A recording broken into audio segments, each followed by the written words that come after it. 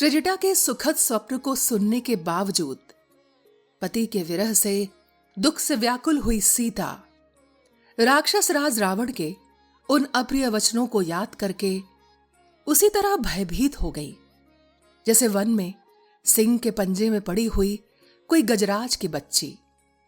राक्षसियों के बीच में बैठकर उनके कठोर वचनों से बारंबार धमकाई और रावण द्वारा फटकारी गई भीरू स्वभाव वाली सीता निर्जन एवं बीहड़ वन में अकेली छूटी हुई अल्पवयस्का बालिका के समान विलाप करने लगी। वे बोली, संत जन लोक में यह बात ठीक ही कहते हैं कि बिना समय आए किसी की मृत्यु नहीं होती। तभी तो इस प्रकार धमकाई जाने पर भी मैं पुण्यहीना नारी क्षण भर भी जीवित रह पाती हूं। मेरा यह हृदय सुख से रहित और अनेक प्रकार के दुखों से भरा होने पर भी निश्चय ही अत्यंत दृढ़ है।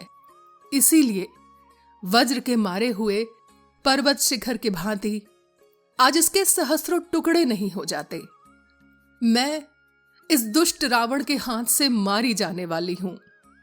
इसलिए यहां आत्मघात करने से भी मुझे कोई दोष नहीं लग सकता।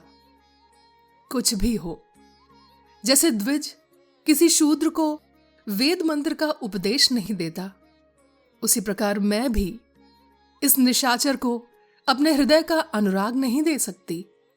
लोकनाथ भगवान श्री राम के आने से पहले ही यह दुष्ट राक्षस राज निश्चय ही अपने तीखे शस्त्रों से मेरे अंगों के शीघ्र ही टुकड़े टुकड़े कर डालेगा। ठीक वैसे ही जैसे शल्य चिकित्सक किसी विशेष अवस्था में गर्भस्थ शिशु के टूक टूक कर देता है, जैसे इंद्र ने दिति के गर्भ में स्थित शिशु के 49 टुकड़े कर डाले थे। मैं बड़ी दुखिया हूं। दुख की बात है कि मेरी अवधि के ये 2 महीने भी जल्दी ही समाप्त हो जाएंगे।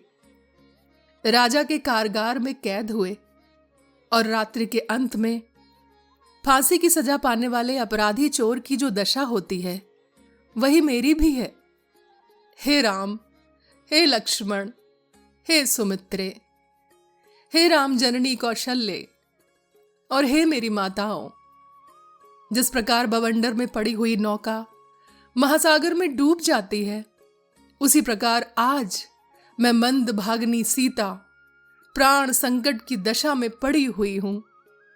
निश्चय ही उस मृग रूपधारी जीव ने मेरे कारण उन दोनों वेगशाली राजकुमारों को मार डाला होगा।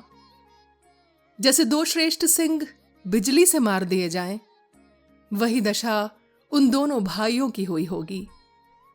अवश्य ही उस समय काल ने ही मृग का रूप धारण करके मुझ मंद भागनी को लुभाया था, जिससे प्रभावित हो मुझ मूढ़ नारी ने उन दोनों आर्य पुत्रों श्री राम और लक्ष्मण को उसके पीछे भेज दिया था। हे सत्यव्रतधारी महाबाहु श्री राम, हे पूर्ण चंद्रमा के समान मनोहर मुख वाले रघुनंदन, हे जीव जगत के हितैषी और प्रियतम, आपको पता नहीं है कि मैं राक्षस के हाथ से मारी जाने वाली हूं। मेरी यह अन्योन्पासना, क्षमा, भूमि शयन, धर्म संबंधी नियमों का पालन और पतिव्रत परायणता, ये सब के सब कृतज्ञों के प्रति किए गए मनुष्यों के उपकार की भांति निष्फल हो गए। प्रभो, यदि मैं अत्यंत कृश और कांतिहीन होकर आपसे बिछुड़ी ही रह गई तथा आपसे मिलने की आशा खो बैठी, तब तो मैंने जिसका जीवन भर आचरण किया है वह धर्म मेरे लिए व्यर्थ हो गया और यह एक पत्नी व्रत भी किसी काम नहीं आया। मैं तो समझती हूं आप नियमानुसार पिता की आज्ञा का पालन करके अपने व्रत को पूर्ण करने के पश्चात जब वन से लौटेंगे तब निर्भय एवं सफल मनोरथ हो विशाल नेत्रों वाली बहुत सी सुंदरियों के साथ विवाह करके उनके साथ रमण करेंगे। किंतु श्री राम, मैं तो केवल आप में ही अनुराग रखती हूं। मेरा हृदय चिरकाल तक आपसे ही बंधा रहेगा। मैं अपने विनाश के लिए ही आपसे प्रेम करती हूं।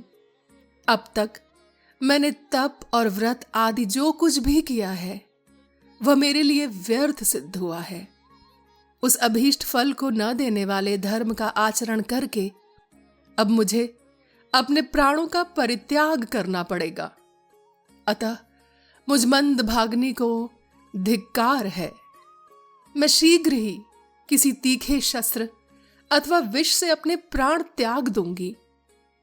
परंतु इस राक्षस के यहां मुझे कोई विष या शस्त्र देने वाला भी नहीं है।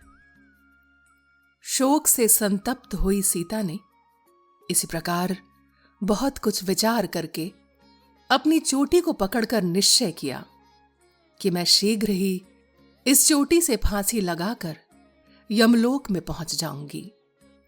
सीता जी के सभी अंग बड़े कोमल थे। वे उस अशोक वृक्ष के निकट उसकी शाखा पकड़कर खड़ी हो गई। इस प्रकार प्राण त्याग के लिए उद्यत हो जब वे श्री राम, लक्ष्मण और अपने कुल के विषय में विचार करने लगी, उस समय शुभांगी सीता के समक्ष ऐसे बहुत से लोक प्रसिद्ध श्रेष्ठ शकुन प्रकट हुए जो शोक की निवृत्ति करने वाले थे और उन्हें ढांढस बंधाने वाले थे। उन शकुनों का दर्शन और शुभ फलों का अनुभव उन्हें पहले भी हो चुका था। इस प्रकार श्री वाल्मीकि निर्मित आज रामायण आदि काव्य के सुंदर कांड में 28वां सर्ग पूर्ण हुआ।